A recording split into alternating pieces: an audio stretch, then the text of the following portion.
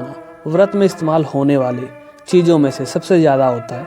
लेकिन क्या आप जानते हैं कि आखिर साबूदाना किससे बनता है और फैक्ट्री में साबूदाना कैसे बनाया जाता है?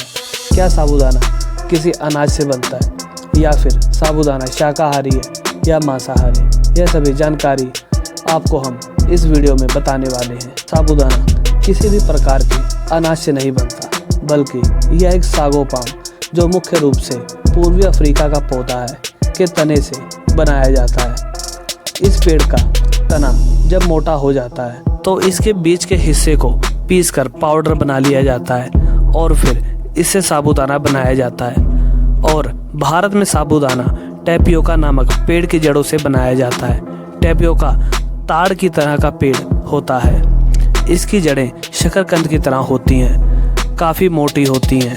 भारत में टैपियोका की खेती तमिलनाडु, आंध्र प्रदेश और केरल में की जाती है।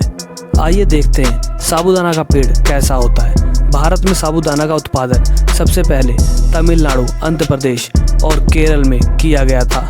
लगभग 1943 और 1944 में भारत में इसका उत्पादन एक कुटीर उद्योग के रूप में हुआ था। साबूदाना टैपियोका की जड़ से बनता है।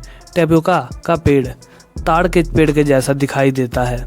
टैपियोका का तना खुरदरा होता है और थोड़ी थोड़ी दूर पर उभरा हुआ पार्ट होता है। इसकी पत्तियां काफ़ी लंबी होती हैं और एक पत्ती में 5 से 7 लंबी कलियां पाई जाती हैं। टैपियोका की जड़ सेम शकरकंद के जैसी दिखाई देती है। इसका छिलका निकालने के बाद अंदर सफ़ेद गूदा निकलता है जिसे साबूदाना बनाया जाता है। टैपियोका के तने को गन्ने की तरह काट कर ज़मीन में लगाया जाता है और 9 से 11 महीने में यह तैयार हो जाता है। आइए देखते हैं फैक्ट्री में साबूदाना कैसे बनाया जाता है। साबूदाना बनाने के लिए सबसे पहले टैपियोका के पेड़ की जड़ों को हार्वेस्ट करके निकाल लिया जाता है और इसकी जड़ों को कसावा रूट कहा जाता है। इसकी जड़ को निकालने के बाद पानी से अच्छी तरह से साफ़ कर लिया जाता है। इसके बाद कसावा जड़ की ऊपरी परत यानी छिलके को पीलिंग मशीन से निकाला जाता है और फिर इसे पानी से अच्छे से धो लिया जाता है। फिर इस जड़ को क्रशिंग मशीन में डालकर अच्छी तरह से पानी मिलाकर पीस लिया जाता है। जब ये जड़ अच्छे से पीसने के बाद दूधिया रंग के पेस्ट में बदल जाता है।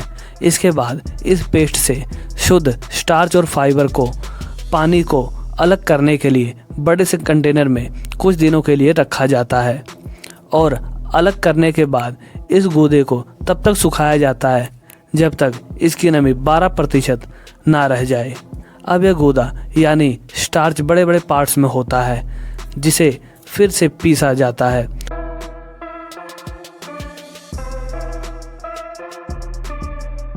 और मशीन के जरिए इन्हें साबूदाना के छोटे छोटे दानों में बदल दिया जाता है।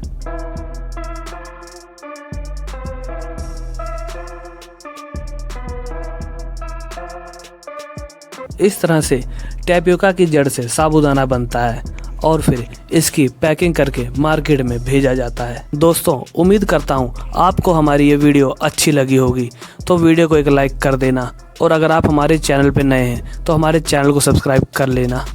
और अब आपके स्क्रीन पे 2 वीडियो और दिख रही होगी और आप चाहें तो उन वीडियो को भी देख सकते हैं।